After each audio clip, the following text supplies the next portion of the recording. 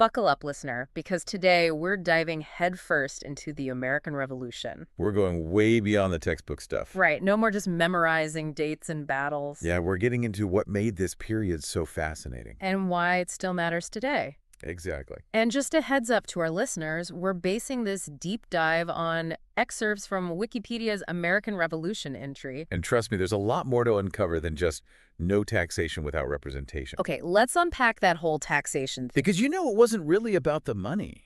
Yeah, our sources even say that tax rates in the colonies back then weren't actually that high. It really was all about principle. So what was it like back then for the colonists? Put yourself in their shoes. You're used to a certain level of autonomy. You're managing your own affairs. Right. And suddenly, the British Parliament, where you have absolutely zero direct say. They're an ocean away. Exactly. And they start imposing taxes, right, like the Stamp Act. Which felt like a direct attack. On their rights as Englishmen. So it's less about the actual money. Way less about the money. More about having a voice, self-determination. Absolutely, feeling heard. It's that feeling when, your roommate eats your leftovers.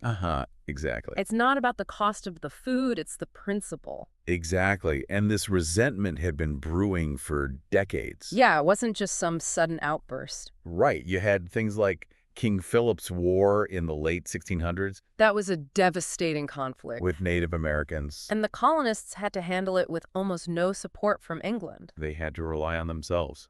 Exactly. And then the Glorious Revolution back in England. Oh, that just fueled this sense of a separate American identity. One forged in self-reliance. Exactly. They had a taste of governing themselves. And they liked it. They weren't about to give that up. And then, almost ironically, the French and Indian War happens. Where they fought alongside the British? You'd think that would bring them closer together. You'd think. But it actually added fuel to the fire. Because after the war, the British drew that line down the Appalachian Mountains. With the proclamation of 1763. Basically saying, nope, no settling past this point. Can you imagine? It's like, you fought for this land. You bled for it. And you can't even live on it. Talk about adding insult to injury. And then they imposed new taxes to pay for that very war. It's like, you're welcome for helping us win, now pay up. You can see how these grievances start to pile up. Setting the stage for a full-blown rebellion. It was only a matter of time. Okay, so we've got simmering discontent. But how do we go from grumbling colonists to outright revolution? Yeah, how do we get from 0 to 60? Well, there were a few key events that really pushed things over the edge. Events that turned that simmer into a boil. The British government trying to tighten its grip and raise revenue. Because they needed money after that war. Exactly. They implemented a series of acts, like the Townshend Acts. Which taxed everyday goods. Tea, glass, paper. So basically controlling their lives. Down to the cup of tea you drink. And the colonists were outraged. Oh, absolutely. They weren't going to take this lying down. And that's when things get a little explosive. With the Boston Massacre in 1770. British soldiers firing on a crowd of protesters. A pivotal moment for sure. And then the Gaspee affair. This wasn't just protesting anymore. This was, burning British ships? They were sending a message. Talk about a fiery statement. They were making it very clear how they felt. But how did these localized acts of defiance turn into a unified movement? Right. How do you go from a few angry tweets to a full-blown social media campaign? It's about spreading the word. Right, exactly. That's where groups like the Sons of Liberty come in. The influencers of their day. Spreading the word, fueling the flames of rebellion. And then, of course, you have the Boston Tea Party. 1773, the ultimate act of defiance. Just picture it. Colonists disguised as Native Americans. Tossing chests of tea into the harbor. It's such a powerful image. A symbolic gesture. That resonated throughout the colonies. And the British? Well, they didn't exactly try to smooth things over. What did they do? They passed the Intolerable Acts. Which were? They clamped down on Boston, shutting down the harbor, restricting town meetings. And forcing colonists to house British troops in their homes. Yeah, not the best PR move. More like throwing gasoline on the fire. It backfires spectacularly. By 1774, things are at a boiling point. Leading to the First Continental Congress? What was the goal there? Damage control or a last-ditch effort at peace? It was a delicate dance. Delegates from 12 of the 13 colonies came together. They're at a crossroads. Hoping for reconciliation with King George III. But also preparing for the possibility of war. They had to be ready for anything. So they're walking this tightrope between asserting their rights and avoiding a full-blown conflict. And amidst all this tension, the unthinkable happens. The first shots of the Revolutionary War are fired. At Lexington and Concord. April 1775. It's like everything we've been talking about, all the frustration, the defiance, the hope for a peaceful resolution. It all collides in those first volleys. And just like that, no more disgruntled colonists. We're talking about a revolution. We left off with shots fired at Lexington and Concord. A real turning point, no turning back now. But declaring independence is one thing. Actually building a nation from scratch, that's a whole other challenge. It's like, okay, you've got the keys to the car. But you still got to build the engine. While driving. Exactly. They had to establish new governments, write constitutions. Figure out how this whole United States thing was going to work. From the ground up. So where did they even begin? Well, they didn't all just agree on one single blueprint, that's for sure. So it wasn't like, okay, here's the master plan, everyone follow this? Not a chance. Each colony, now a state, they had their own ideas. Their own identities, their own visions. Think of the debates. Who gets to vote? How much power should the governor have? What rights should be protected? Democracy in action. Messy, exciting. Give us some specifics. Well, some states, like Virginia, Maryland, those plantation economies. Right, very different from, say, New England. They clung to tradition, property requirements for voting. You had to own land. And a good amount of it. Not just a backyard garden. Right, and powerful governors, bicameral legislatures. Bicameral means... Oh, sorry, two houses, like our Congress, with the Senate and the House. Got it. So, some cling to familiar structures. What about the others? States like Pennsylvania and New Hampshire, they were influenced by more radical thinkers. The firebrands. Exactly. Broader voting rights, weaker governors, putting more power in the legislature. Closer to the people. Exactly. So you had this tension, right? Different visions for how to govern. Like one family trying to decide on a vacation, beach, or mountains? And all this while fighting a war. Talk about pressure. But it's fascinating, right? Seeing these different visions play out. Absolutely. It wasn't just about breaking free from Britain. It was about defining what this new nation would stand for. Exactly. And these debates, they weren't happening in a vacuum. They were reading, they were discussing, they were inspired. The Enlightenment, those big revolutionary ideas sweeping through Europe. The era of reason, the era of revolutions. John Locke, he was a huge influence. The OG influencer. His ideas about natural rights, consent of the governed. These are like the greatest hits playing on repeat in the colonial consciousness. Exactly. We have rights too, they were saying. And you're violating them. So they're taking Locke's ideas and using them to justify their rebellion. Exactly. But it wasn't just about individual rights either. There was a bigger picture. They were fired up about republicanism. Okay, so what's republicanism? Give us the crash course. A government based on civic virtue, the common good. Not just the whims of a king. They saw the British monarchy as the opposite of that. Yeah. Corrupt, out of touch. So it's like, we're done with kings and queens, we're building something new. Based on principles, not privilege. But it wasn't all Enlightenment thinkers and lofty ideals, was it? Oh no, religion played a huge role too. Of course, this is colonial America we're talking about. The Protestant dissenters, those who'd broken away from the Church of England. They were a driving force. Their sermons, they were fiery.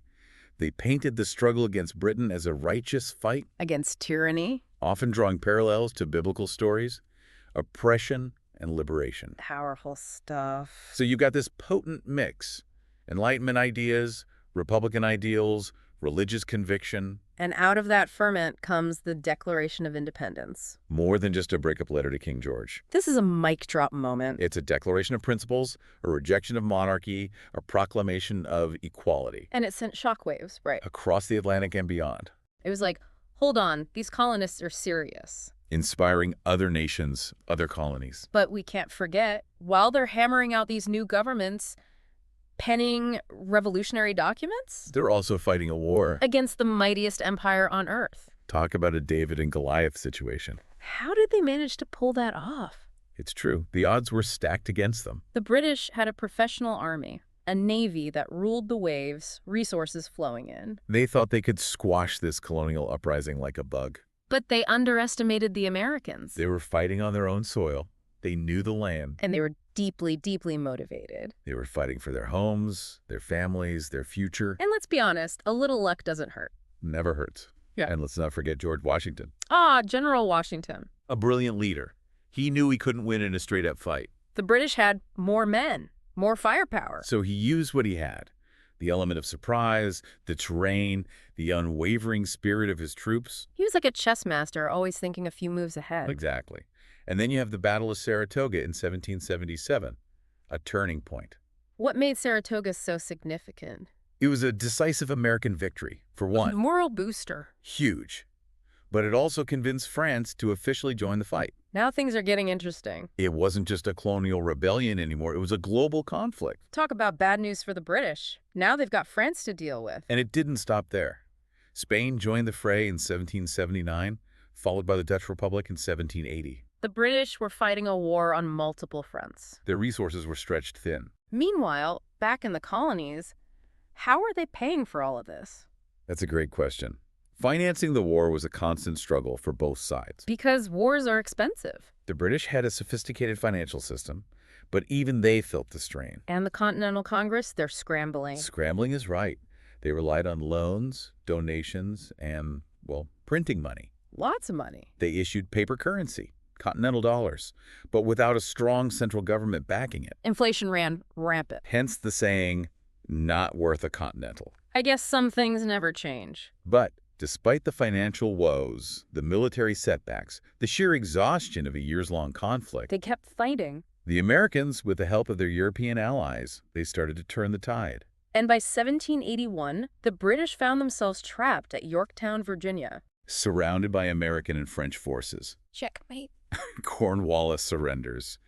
The war is essentially over. A stunning victory for the Americans. A testament to their resilience, their strategic prowess. And, yeah, a little bit of luck. But winning independence was just the beginning. So it's 1783, the war is won, independence declared. You'd think it'd be all fireworks and parades from here on out. If only it were that simple. Right. Building a nation from scratch. Dealing with the aftermath of war. It's got to come with its own set of headaches. Oh, absolutely. Imagine a newborn nation, giddy with victory, but also facing this mountain of challenges. Like what? Give us the rundown. Well, first, they had to make peace with their former rulers, That's got to be a little awkward. to say the least.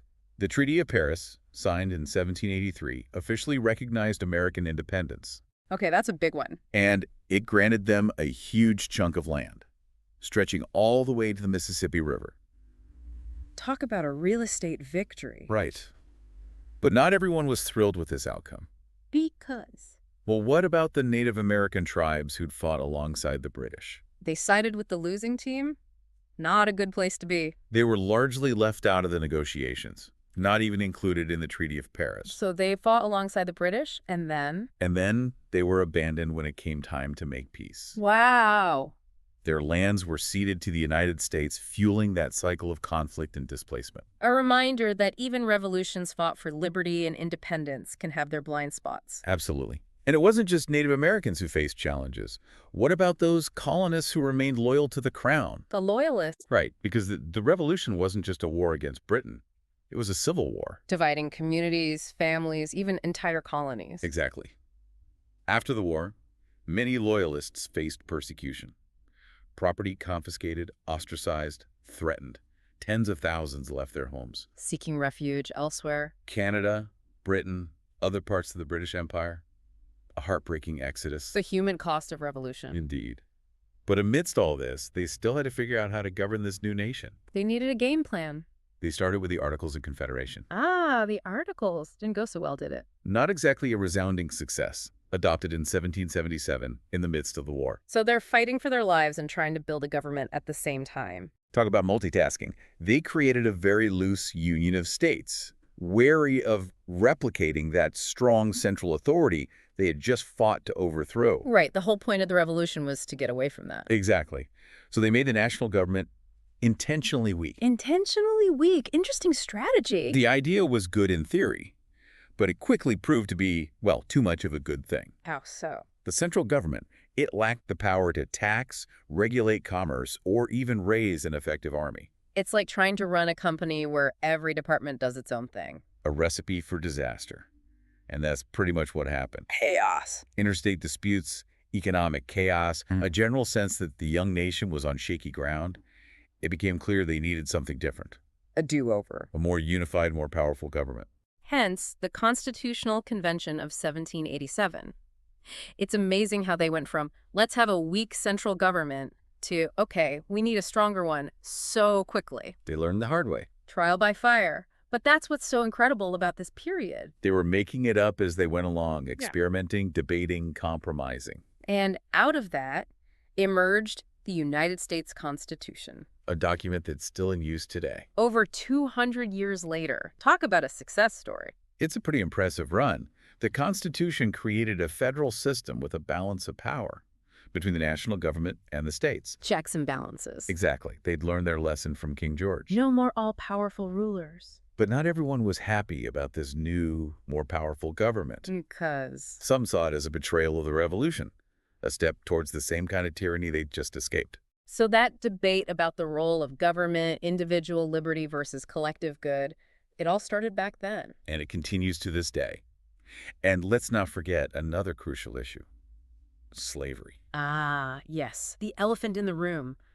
The great contradiction. A nation founded on liberty and equality, yet perpetuating the enslavement of millions. How did they even begin to address that? That's the million-dollar question. They made compromises, like the 3/5 compromise, Which that enslaved people would be counted as 3/5 of a person for representation and taxation, a compromise that allowed slavery to continue. and planted the seeds for future conflict. It's a sobering reminder that the road to freedom and equality is rarely straight or easy. It's a journey with twists and turns, setbacks and triumphs. And it's a journey that continues to this day.